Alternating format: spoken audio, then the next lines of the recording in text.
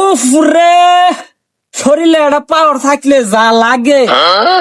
আশেপাশে কোনো মুভিজও নাই, এলখে বয়ে থাকি, যা কিছু করা লাগে আমি নিজে করব। গেন্দা কি হয়েছে ক? তোর আক্কেল দহ, তুই এই নেতার পুলারে তুই কইরে কইলি, হাই রে। তোর বিষয় আল্লাহ করো, মারলি না আজকে, মারলি না একলা ভাই, তোর বিষয় আল্লাহ করবো।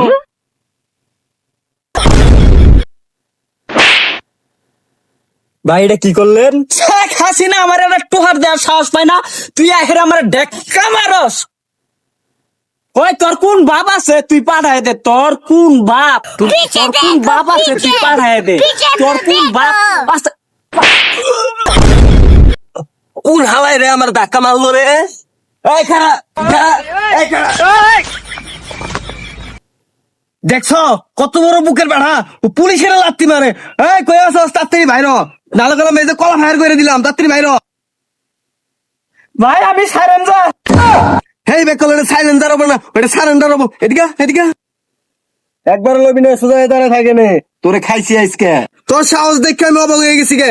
তুই আইনের গায়ে লাত্তি মারছস, তোরে তো মনে কর যে 6302 ধারা মোতাবেক তোরে তো ফাঁসি না দিলেও লাত্তি মারা হবো। স্যার বিশ্বাস করেন, আমি বুত্তলের মধ্যে নাত্তি মারবে গেছি, লাত্তি লাগছে সামনে শরীর। আল্লাহ রাস্তা আমার মাফ করে দেন, আমি কোনোদিন নেতা নেতা পাঠ দেখামো না।